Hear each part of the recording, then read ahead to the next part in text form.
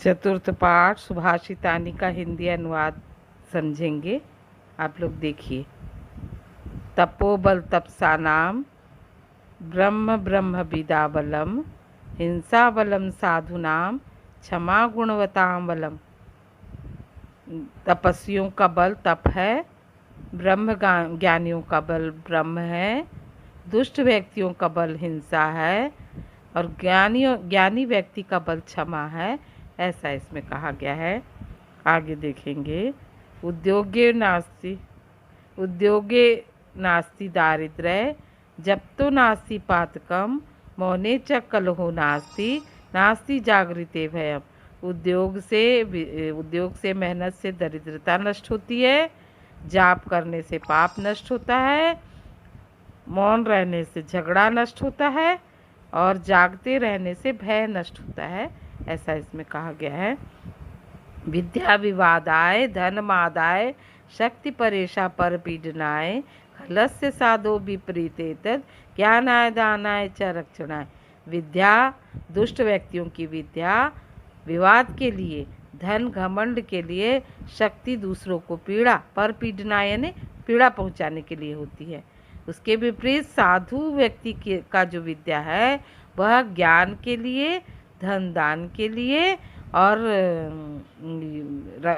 ये शक्ति जो है वह रक्षा के लिए होती है। ऐसा इसमें कहा गया है। ऐसा न विद्या तपो न दानम ज्ञानम न शीलम गुणो न धर्मा ते मृत्यु लोके भुवि भारभूता मनुष्य रूपेण मृगाश्चरंती।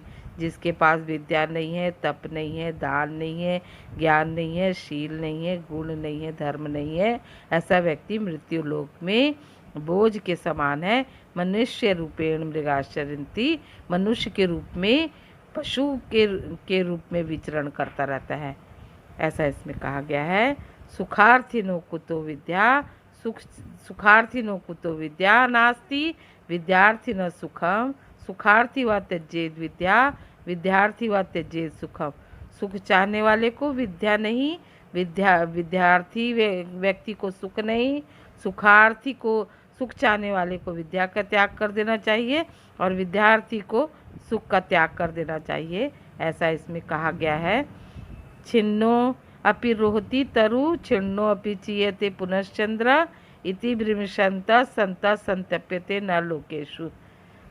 छिन्नो अपि रोहति यानी मतलब कि जो कटा हुआ पेड़ है वह फिर से बढ़ जाता है।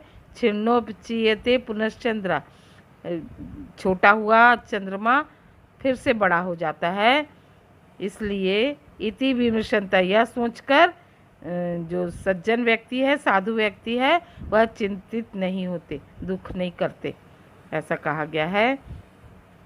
यथा चतुर्थी कनक परिरक्षते निघर्षण छेदन ताप ताड़नई तथा चतुर्भी पुरुष परीक्षते त्यागेन शीलेन गुणेन कर्मणा। जैसे सोने को, कनक यानी सोना होता है, सोने को 4 प्रकार से परीक्षा ली जाती है। घिस कर, छेद कर, तपाकर और पीट कर। उसी प्रकार तथा यानी उसी प्रकार पुरुष की परीक्षा होती है 4 प्रकार से, त्याग, शील, गुण और कर्म से उसकी परीक्षा होती है। ऐसा इसमें कहा गया है। न स सभा यत्र न संति वृद्धा, वह सभा नहीं जहाँ वृद्ध न हो। न ते वृद्धा यह न वदंती धर्मम, वह वृद्ध नहीं जो धर्म की बातें न करते हों। न स धर्मो यत्र न सत्यमस्ति, वह धर्म नहीं जिसमें सत्य न हो। न तद सत्यम यक्षलेनाप्यतम, इसका मतलब होता है वह सत्य नहीं जिसे छल से स्वीकार किया जाए। ऐसा इसमें कहा गया। पेतम यानी प्राप्त करना। पुष्पे गंधम तिले तैलम काष्ठे अग्निपयसी घृतम इच्छा गुड़ तथा देहे पश्चान आत्मनम विवेकता। पुष्प में गंध, तिल में तेल, काष्ठ में अग्नि, लकड़ी में अग्नि, पैसी घृतम और दूध में घी है, गन्ने में गुड़ है। उसी प्रकार देह में विवेकपूर्ण आत्मा को देखना चाहिए। देह में आत्मा है ऐसा विवेक से देखना चाहिए, समझना चाहिए। ऐसा इसमें कहा गया है। सत्येन धारिते पृथ्वी सत्येन तप्ते रवि सत्येन वाति वायुष्य सर्व सत्येन प्रतिष्ठितम।